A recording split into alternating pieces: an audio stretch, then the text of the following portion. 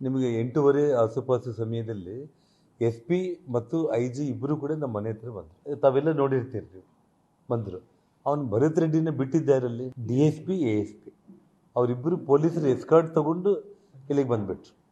ಅಂದರೆ ಇವ್ರು ಏನು ಮಾಡ್ತಾ ಇದ್ದಾರೆ, ನನ್ನ ಹತ್ರ ಬಂದು ಮಾತಾಡ್ತಾ ಇದ್ರು.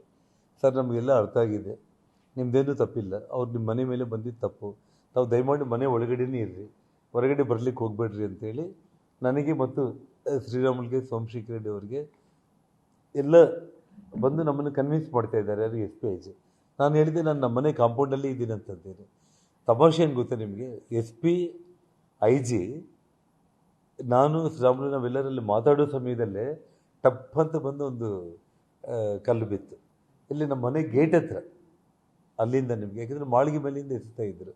ನಮ್ಮ ಕಾರ್ಪೊರೇಟರ್ ಕಲ್ಪನಾ ಅವರ ಪತಿ ವೆಂಕಟರಾಮನ್ ಅಂತೇಳಿ, ಇವಾಗ ಅವ್ನಿಗೆ 6 ಒಲೆಗಳು ಬಿದ್ದಿರುವಂಥದ್ದು.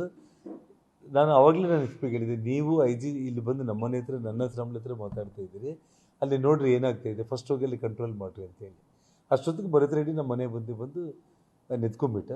ಸೊ ಭರತ್ ರೆಡ್ಡಿನ ಇವರಿಬ್ಬರು ಐ ಜಿ ಎಸ್ ಪಿ ಬಂದು ನಮ್ಮ ಹತ್ರ ಮಾತಾಡಿ ನಮ್ಮನ್ನು ಸೇಫ್ ಮಾಡಿ, ಫಸ್ಟ್ ನಮ್ಮನ್ನು ಸೇಫ್ ಮಾಡಿ ಒಳಗಡೆ ನಮ್ಮ ಹತ್ರ ಮಾತಾಡೋದ್ರೊಳಗಡೆನೇ ಅವನು ಎಸ್ ಪಿ ಸರ್ಕಲಿಂದ ಇಲ್ಲಿಗೆ ರೀಚ್ ಆಗಿರೋದು. ಸೊ ಹಾಗಾಗಿ ಅಲ್ಲಿ D S P A S P ಮತ್ತು ಭರತ್ ರೆಡ್ಡಿ ಕೊಲ್ಯೂಡ್ ಅಂತೇಳಿ ನಾನು ಸಪ್ರೇಟ್ ಕಂಪ್ಲೇಂಟ್ ಕೊಟ್ಟಿದ್ದೆ. ನಾನು ಅದನ್ನು ನಾಳೆ ಹೋಗಿ ನಾನು ಬೆಂಗಳೂರಲ್ಲಿ ಪ್ರೈವೇಟ್ ಕಂಪ್ಲೇಂಟು ಕೋರ್ಟಲ್ಲಿ ನಾನು ಲಾಂಚ್ ಮಾಡ್ತಾಯಿದ್ದೀನಿ.